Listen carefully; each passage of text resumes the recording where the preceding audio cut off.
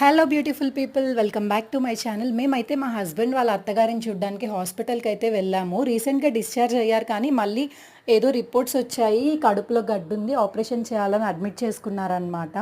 మేము వెళ్ళక half an hour ముందే తనకు బ్లడ్ ఎక్కిచ్చారంట. మేము వెళ్ళగానే ఇన్ఫెక్షన్ స్టార్ట్ అయి ఉన్నిందనమాట, సెట్ అవ్వక అలర్జీ లాగా. సో ఇంజెక్షన్ వేసి కొంచెం తగ్గించారు, కానీ ఈ లోపల వామిట్ వస్తుందని రెస్ట్ రూమ్లోకి వెళ్ళి అక్కడే పడిపోయారు. ఇంకా పరుగులు తీసాం డాక్టర్ దగ్గరికి. టైం కూడా తనకి ఇప్పుడు చాలా బాగుంది, అండ్ ఇప్పుడే నార్మల్ వార్డ్కి కూడా మళ్ళీ షిఫ్ట్ చేశారనమాట. 2 hours ఐసీయూలో పెట్టి.